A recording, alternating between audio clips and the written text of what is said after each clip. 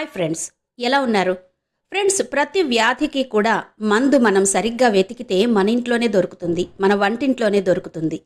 మీకోసం ఎప్పటికప్పుడు ఇలాంటి ఇంటిలో చేసుకునే చిట్కాల గురించి చెప్తున్నాం కదా.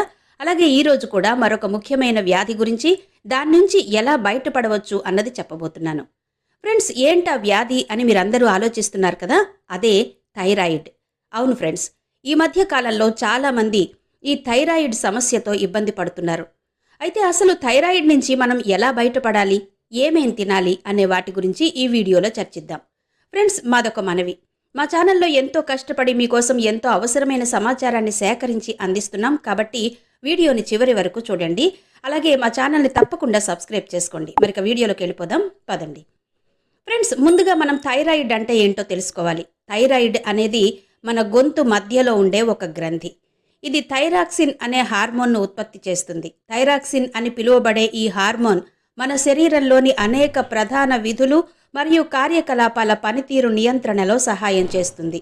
మన జీవన శైలిలో చిన్నపాటి ఆటంకాలు ఏర్పడినప్పుడల్లా, మనం తిండి సరిగ్గా తినకపోయినా తాగకపోయినా, మనం చాలా ఒత్తిడిని తీసుకున్నప్పుడు, లేదా వ్యాయామం చేసినప్పుడు, లేదా నిద్రలేమితో బాధపడుతున్నప్పుడు, లేదా మన ఆహారం విషయంలో శ్రద్ధ తీసుకోనప్పుడు ఇది రావడానికి అవకాశం ఉంది.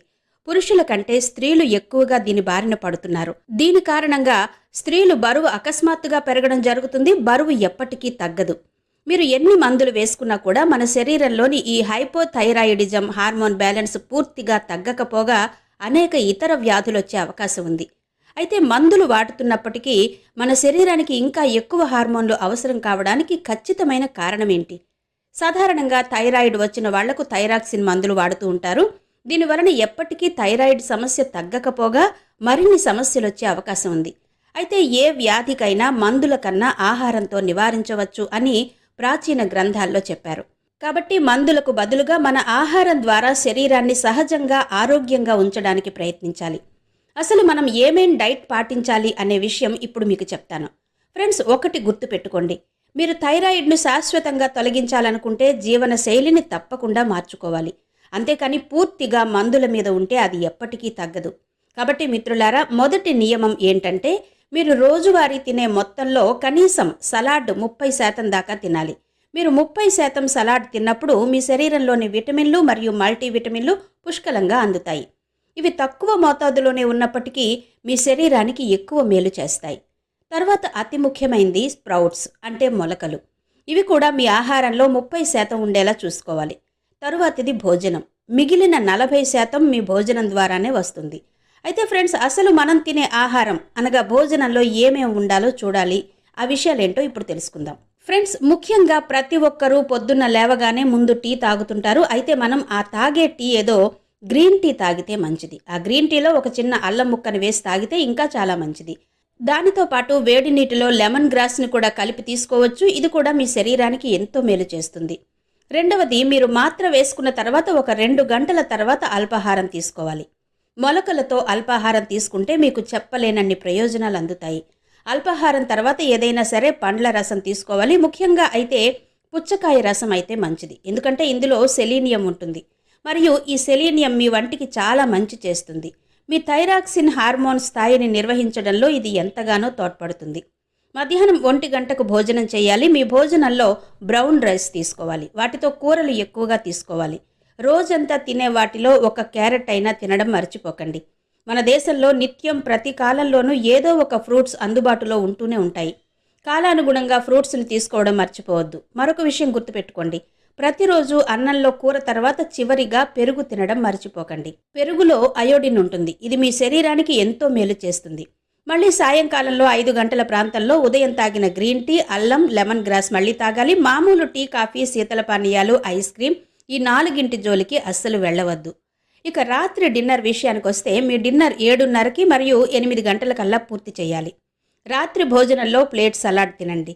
ఉడకబెట్టిన కూరగాయలు తీసుకోండి. ముఖ్యంగా బంగాళదుంపలు. మీకు తెలుసా, బంగాళదుంపలను తీసుకుంటే మీరు బరువు అస్సలు పెరగరు. మిగతా ఎలా తీసుకున్నా బరువు పెరుగుతారేమో, కానీ ఉడకబెట్టినవి తింటే బరువు అస్సలు పెరగరు. తర్వాత ఒక గిన్నె పెరుగు తినాలి.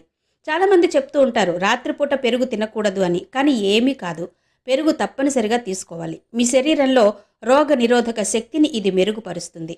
అసలు మన శరీరంలోని ప్రతి సమస్యకి కారణం ఈ రోగ నిరోధక శక్తి తగ్గడమే. కాబట్టి పెరుగును అస్సలు మర్చిపోవద్దు. కూరగాయల్లో ముఖ్యంగా బ్రోకలీని తినాలి. మీరు క్యాబేజీని కూడా తినొచ్చు. మీరు క్యాబేజీని కోసిన తర్వాత 5 నిమిషాలు వేడి నీటిలో ఉంచండి. ఆ తర్వాత ఉడకబెట్టిన క్యాబేజీని తినొచ్చు. ఎటువంటి సమస్య రాదు. థైరాయిడ్ గురించి చింతించకండి. ఖచ్చితంగా ఒక గిన్నె పెరుగు తినండి. ఆ తర్వాత నిద్రపోయే ముందు అస్సలు ఫోన్ను చూడకండి.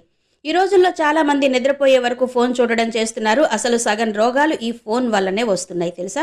ఏది ఏమైనా పడుకున్న తర్వాత ఫోన్ అస్సలు పెట్టుకోకండి. హాయిగా నిద్రపోండి. ఇలా కొద్ది రోజులు చేసి చూడండి, తేడా మీకు ఇట్టే తెలుస్తుంది. అన్నిటికంటే ముఖ్యమైన పని వ్యాయామం చేయడం. వ్యాయామం జోలికి అస్సలు వెళ్ళడం లేదు ఈ కాలంలో కొందరు. శరీరం ఎంత అలసిపోతే రోగాలు అంత ఆలస్యంగా వస్తాయి. మీరు రోజు కనీసం అరగంటైనా వ్యాయామం చేయాలి. ట్రెడ్మిల్ పైన సైక్లింగ్ అయినా, షార్ట్లే అయినా, జిమ్ అయినా, స్విమ్మింగ్ అయినా, యోగా అయినా, రన్నింగ్ అయినా, ఏదైనా సరే రోజు కనీసం ఒక అరగంట పాటు చేయాల్సిందే.